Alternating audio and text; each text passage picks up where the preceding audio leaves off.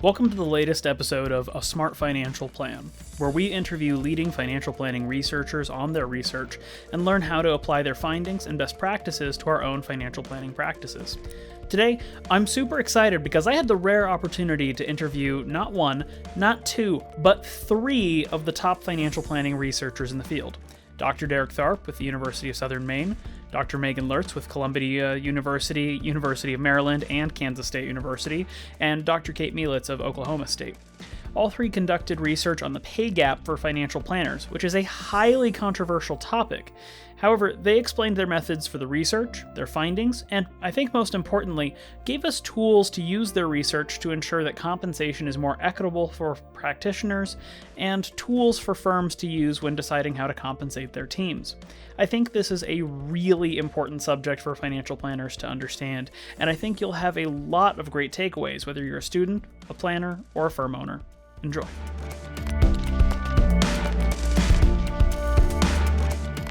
Thank you, Dr. Mielitz, Dr. Tharp, Dr. Lurtz, for joining us here on the podcast today.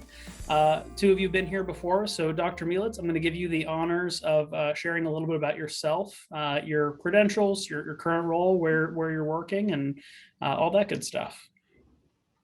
Well, thank you, Daniel, for having us. I really appreciate it, and it's fun to be here. My name is Kate Mielitz. I'm an assistant professor at Oklahoma State University in the Family Financial Planning Program, and I am an accredited financial counselor.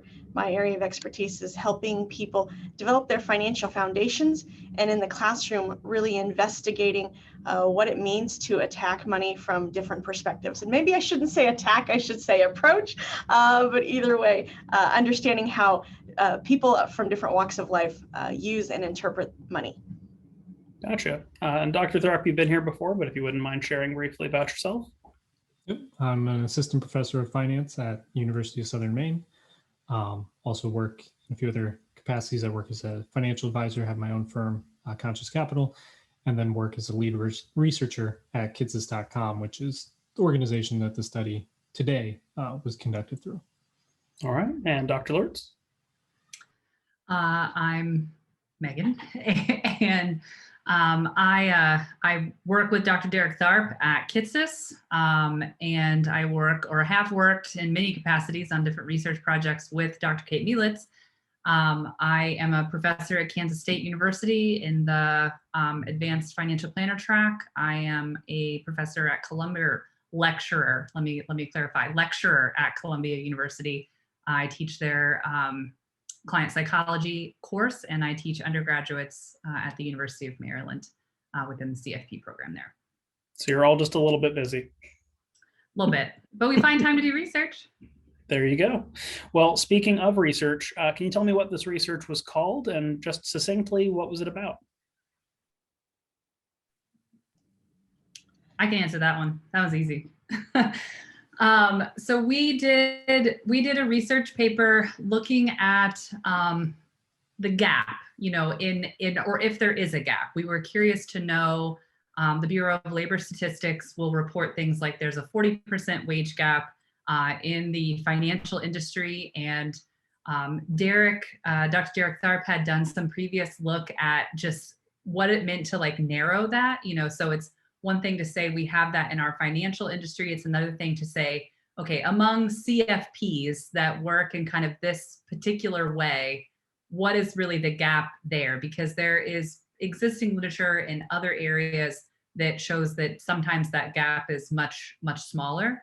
So we were curious about investigating that. We wanted to know, is there a difference or gender pay gap that exists for financial planners.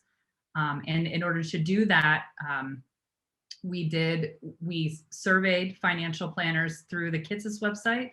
And for those of you that don't know the Kidsis website, we publish a lot of long form blogs. Our blogs are nearly journaled articles in and of themselves, somewhere between 5,000 and 6,000 words. And so typically the people that are coming to our website are a little bit different than even more particular or more nuanced, oftentimes more educated. And so they are a particular group, but they are a group that's very similar. And so we were using data that we collected there. We had 700 and something advisors, 500 and some were men, and the remaining were women. And we were investigating, is there a gap? And I'm sure my colleagues can add to that if that wasn't quite what you wanted. I think one of the neat things about this, and yes, I'm on it, so yes, I'm naturally biased, but one of the things, and we identify this, we specifically speak to it at the beginning, is that a lot of times when we're talking about pay gaps, the pay gap that gets reported in the media, that gets reported, whether it's news media or in print, doesn't always account for some of the limitations in that data. And so we've got to acknowledge some of these things, and we did that. We couldn't do it on a national scale, but we took that first step to say, hey, listen, here's some things that are not always accounted for in this pay gap type of study, and let's talk about that.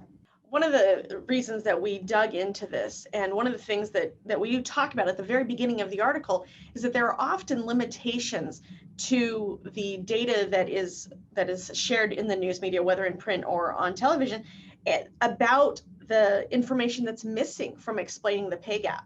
And so we wanted to take this first look at it. It's not a nationally representative survey, but it is a start, and it is a start to saying, hey, listen, let's consider some of these other contextual factors in understanding this pay gap and see what it tells us.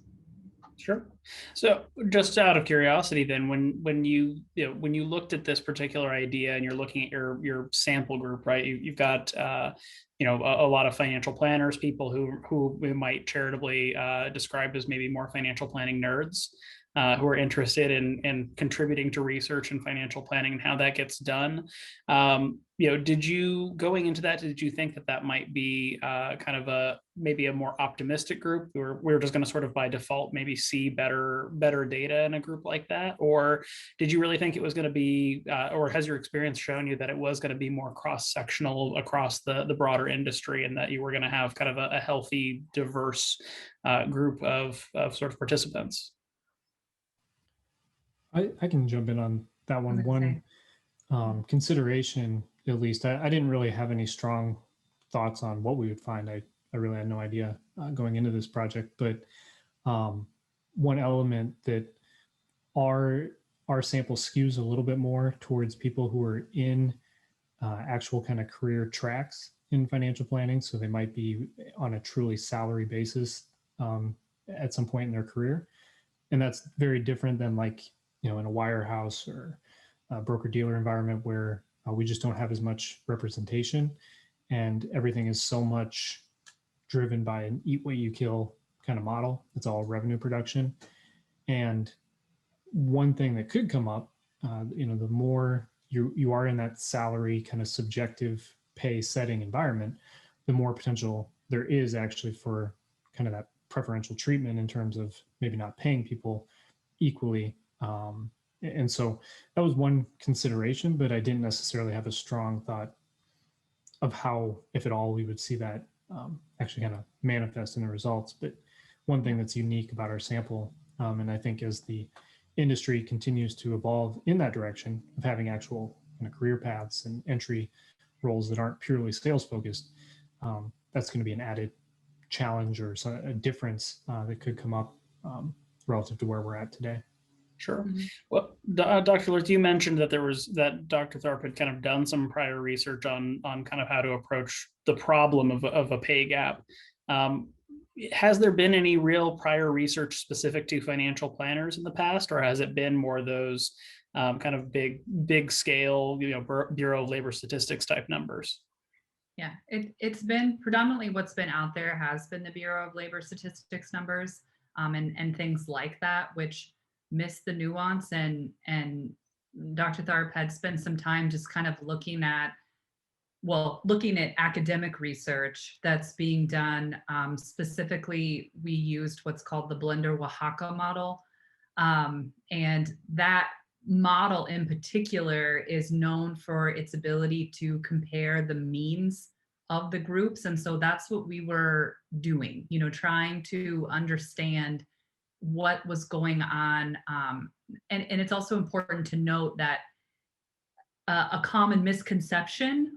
Like one of the reasons why we received a lot of media attention, we'll say it like that, for what it was that we did, is there's a misconception about what we did or what it means. And so finding a gender pay gap or not finding a gender pay gap, the sort of natural inclination or the natural place that people go is, okay, well, then there must be discrimination, or if we don't find a gap, then you're saying that there is no discrimination. Whereas what we were trying to do with using specifically the Blinder-Oaxaca model was to control for factors like, as Derek mentioned, where, or Dr. Tharp mentioned, where are they working?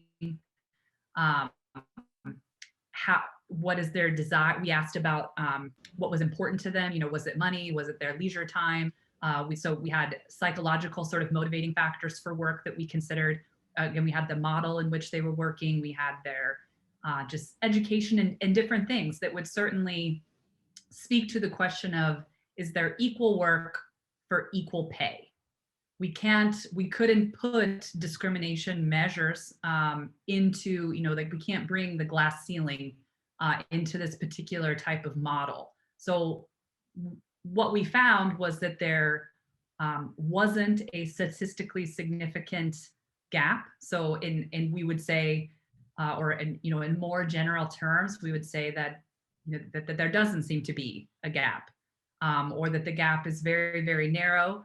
And people are more often than not, sort of apples to apples comparison, which is again is what we were trying to do, really looking at financial advisors with very similar backgrounds and trying to control for the fact that if it's just male or if it's just female, was that the issue? And the gender issue was not the issue.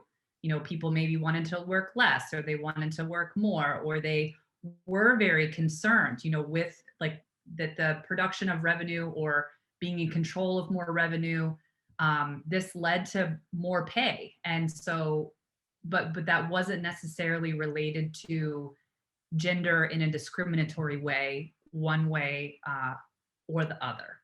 And so it's important to say that we can't measure discrimination of certain types within this, with what we did, but we were trying to our best to be able to compare apples to apples. And in doing so, we found that, the red ones were just as good as the green ones. And so that's good. And we also saw things like, there's more than sort of one way to interpret that, I guess, that, oftentimes if people were psychologically motivated or had the motivation for more money, they were able to make it. If they were in charge of more revenue, they were usually making more money.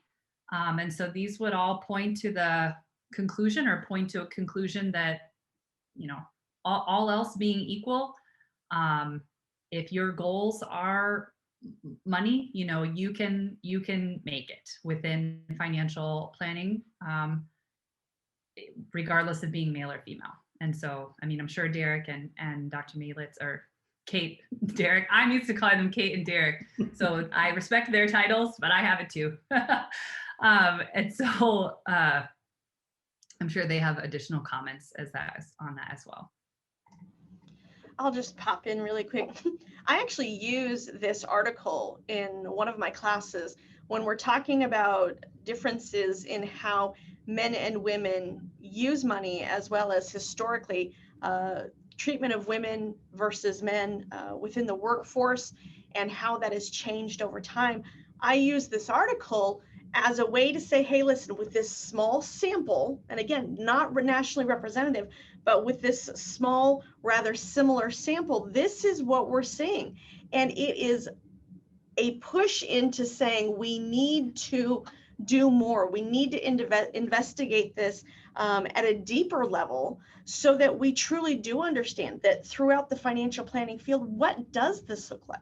And people choose different walks of life and different careers, not only because of things that they love to do, but also because there's this perception of one thing is going to give me a little bit more flexibility, or one thing is going to give me more of an opportunity go out and get more hours and do more things. Well, we've got to take some of that kind of that work-life balance into consideration when we're talking about some of these differences. And we started doing that. And as Meghaan said, when it came down to gender itself, there wasn't. Now, were there differences to a statistically significant amount based on preferences for work-life balance? Sure. But a lot of times when we're talking about the gender pay gap, we are talking at the surface. And I think it is important to recognize that in many cases, there is still a gender pay gap. And we're not saying it doesn't exist at all. We're just saying in this sample, for this situation, based on the additional variables that we were able to include and consider, gender was not the defining factor of a pay gap. Dr. Tharp, it looked like you also had a thought you wanted to share there. Yeah, I just wanted to also add, in particular, to comment that Dr. Lurtz was making in terms of one particular type of discrimination that we can't address at all in a study like this. A good paper is Madden 2012. She looks at what she called performance support bias, and that actually occurred in a brokerage environment. So again, very relevant kind of context. And what they found was that, if you were doing an analysis like we did, you would come away from that study and you wouldn't necessarily see a pay gap. But because we include factors like revenue as a productivity measure that we're controlling for, what she found in that case was there wasn't a difference in productivity, but men and women in that environment weren't given an equal opportunity. So when there was orphaned accounts and somebody left a firm and those accounts were being reassigned, managers weren't reassigning those accounts equally across genders. So it looked like there was some preference in that selection. And then because of that, somebody might come in and look at it and say, well, look, the male advisors in the office are more productive in terms of revenue than the female advisors, and that's what drove the gap. But you totally miss the point if you don't realize, or if you gloss over the fact that perhaps men and women weren't given equal opportunity in that environment. So that's the type of discrimination that we can't speak to. We're only looking at factors like hours worked, personal preferences in terms of different types of income, credentials, revenue produced, all these different factors. Do we see a gender pay gap? And the answer there was no, not in this particular sample, but we can't speak to all the other factors that could influence, in particular, that revenue production number that may be not equal in terms of opportunity. Sure. So two things I sort of want to look at or think about here. Dr. Mielitz, you sort of already invoked the next question I'd ask, which is, where do we go from here, right? What do we look at, or what do we research? Knowing that what we know now, what do we need to know, or what do we need to take a more kind of deep dive look at? I think one of the things that is very, very important, and we do it a lot in research, is we're always turning to what was done before. And sometimes you have to look deep because maybe something was done, in the distant past, which may be something like, 10 or 15 years ago in academia. But I mean, sometimes even farther back like that, because maybe something was done and then it was dropped. We don't have to do a deep dive necessarily there, but just having that familiarity and looking to and being brave enough to ask those questions. Okay, what else do we need to look at? What other angle could we consider? And then digging into something like the paper that we wrote, okay, where do you as another researcher or as somebody out in the field see something different? And a test and a retest is always very, very important. And so it's really checking and then rechecking, and then you can add on to it when necessary. Derek, Dr. Tharp, I don't know if you want to talk about, but we did, Derek and I did work on a follow-up study, if you will, with another researcher, actually, that's a colleague of Dr. Derek Tharp, his university, Dr. Elizabeth Parks Stam. and we looked at family characteristics, and that was enlightening as well. So like we were trying to understand family characteristics, like what does marriage do, what do children do, in terms of its impact on the incomes of male and female financial advisors. Derek, do you want to talk a little bit about that one, or I can? I made some notes to myself, but Derek led a lot of that paper. So yeah, and that was a case where we were able to replicate a very similar pay gap analysis, except we didn't have what we ended up finding in this study was, there's about a 19% gap between men and women if you didn't adjust for other factors. Once we adjusted for those other factors, then it fell to less than a 2% gap, and that's where it wasn't statistically significant. We found a similar kind of overall gap, but because we didn't have some of the factors that contributed most to explaining that gap in terms of psychological motivation and some other factors, we were only able to explain a smaller percentage in that follow-up study. So I'm not sure what, an ideal situation would have been trying to replicate our study with the same measures with a different set of advisors entirely. So it's kind of hard to say, how much of that outcome should have been expected versus not.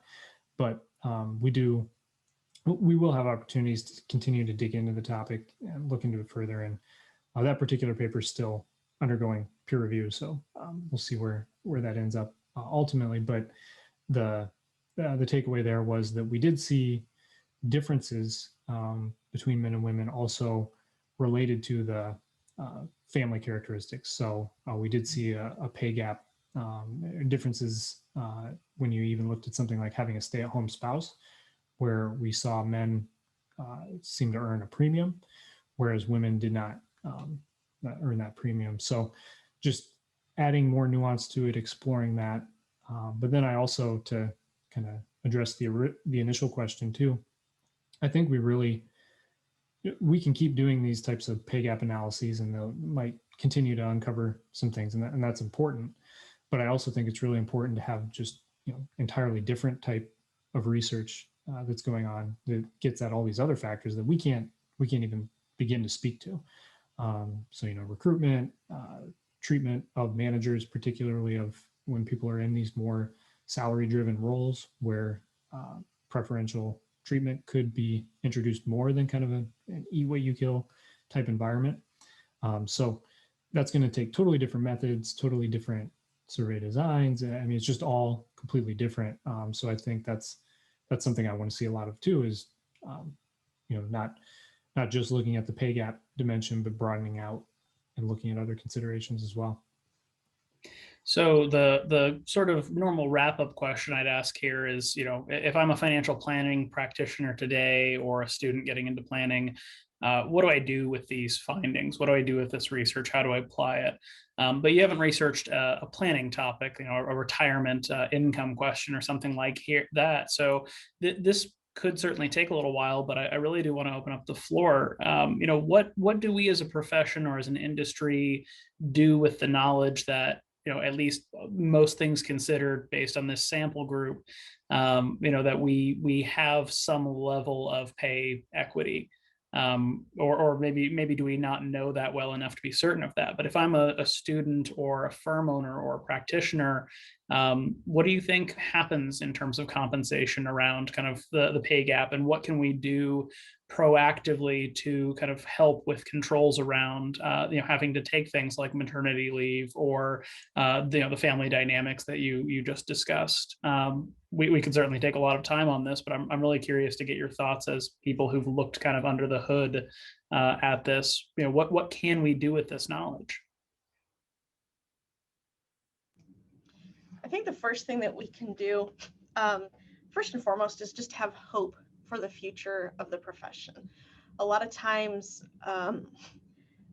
research like this that gets pushback, research that says that something doesn't exist or doesn't exist at a statistically significant level, gets a bad rap.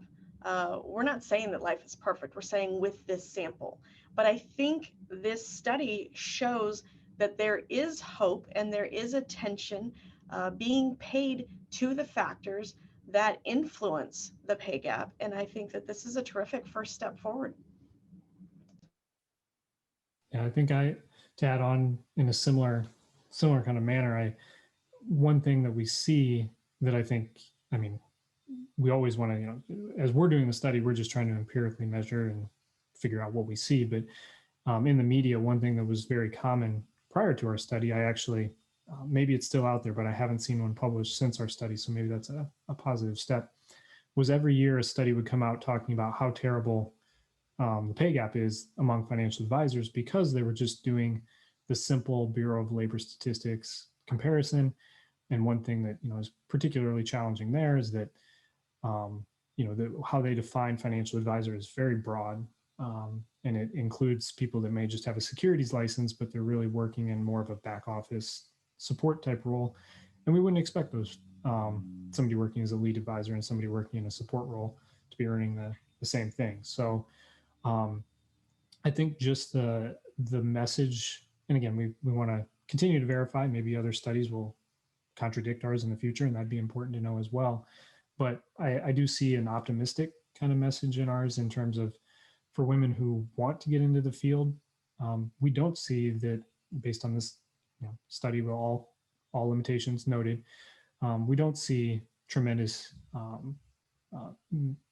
inequity in terms of how people are being paid. And so I think that's an encouraging message, potentially, that if you want to come into the industry, and some of the highest earning people we see in our study were women. There were women that tended to prioritize different things than, I guess, the average woman in our study. But we certainly did see women at the highest earning levels. And I think the potentially optimistic take is that you can get where you want to get in the industry, but a lot of people decide, and again, we're talking about, when you get to the upper levels, we're talking about $1 million or more in income.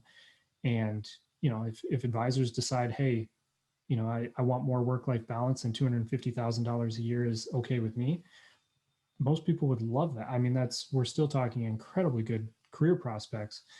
And so I just see that as a potentially optimistic kind of takeaway, and we'll see what future research uncovers, but hopefully that for women who might have been afraid that they would be treated unfairly, this is one piece of evidence that says, well, maybe that's not quite the case. Yeah. I would echo the sentiments of my colleagues, and to the point that that Dr. Tharp made, in our study of the gender gap specifically, the 19% raw difference that we found, that once we controlled for everything, only went down to 1.8%. We were looking at incomes for men of like 200,000, and for women at like 165,000. So we were not looking at like somebody's making 60 grand and somebody else is making 120 grand. We were looking at very high incomes generally.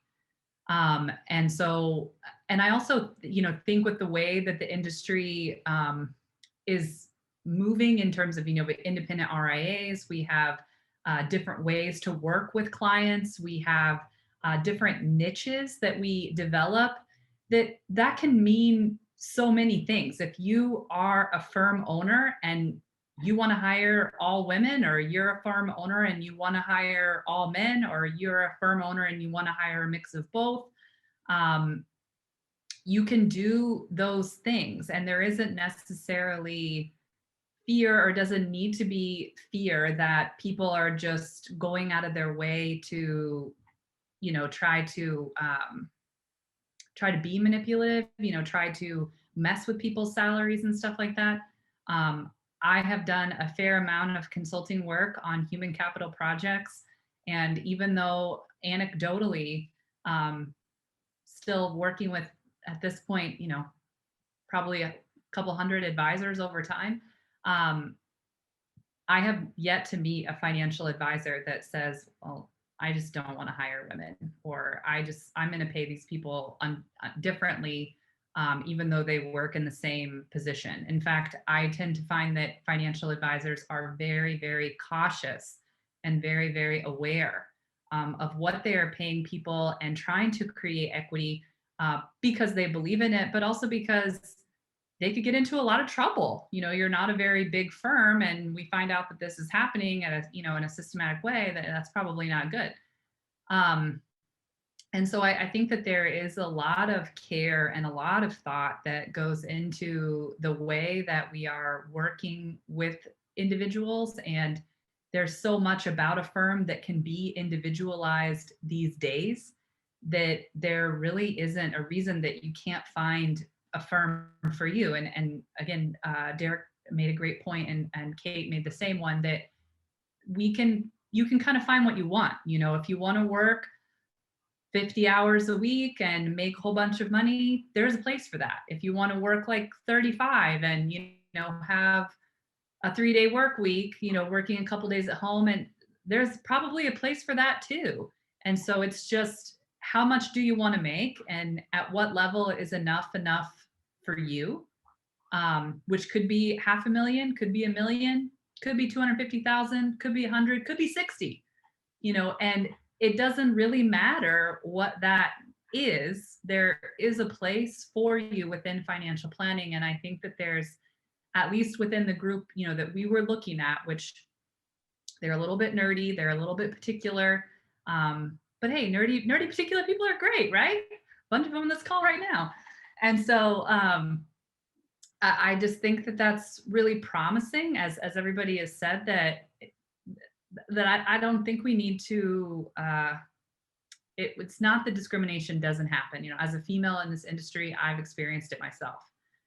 So that is absolutely not the case. But I believe that there are certainly opportunities that come from this, and a sense of empowerment that comes from this, that if you want that raise, ask for it.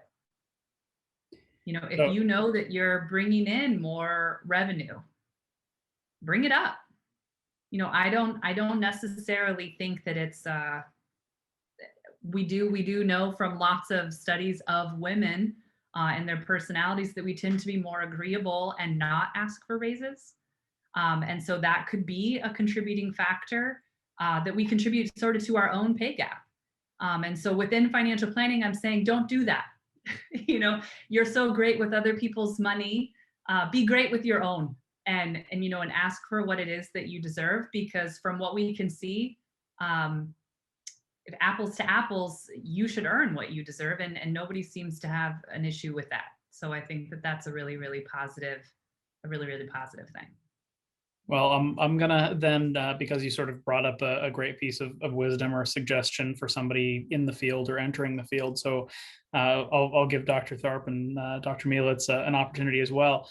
Do you have any, just from this research or from what you observed, maybe inside, outside, or in the literature, do you have any suggestions or recommendations you'd add to Dr. Lurtz, either for those entering the field, those in the field, or for the firm owners who are just trying to do a good thing for their teams? I would say always have hope, and do know your worth. Know your worth. Do a little bit of verification of what you've done. Do your research to find out, what other people are making in your field. But you know what? If you're taking on additional responsibilities, or you're making changes in what you're doing, and it's for the better, be brave enough to ask. I remember the first time that I ever asked for a raise, and I went in, and my boss looked at me and he said, "Kate, you're killing me." What happened? I got that $3 an hour raise. Now this is, earlier in my career, but dang, I got to tell you what, that was a big deal. That was more than 20% of my salary. And so it makes a difference, but it also makes a difference to know why you're asking for it and what you're asking for. And so I think to Meghan's point, there is hope, and we're showing that there is care and consideration for that in this field. I think one thing I would add for younger people in the field too, or not even necessarily age, but just people who are newer to the field, is also to communicate with peers, and going to things like conferences and having honest conversations, about where people are at and compensation wise, and reading the benchmarking studies. I mean, all of that is usually helpful, because sometimes you just don't know. You've been in one firm and you think that's normal. And then you find out, oh, the world might be very different. And you could be surprised in either direction that, maybe you've got a really good job where you're at, or maybe you find out that your worth might be a little bit higher elsewhere on the market. And so really just having those conversations, I think that's helpful. Being open to that, I think as financial advisors, we're probably a little less averse to that than some fields, or we're at least a little bit more open to those money conversations, but still a challenge for anybody. But that would be one piece of advice. And then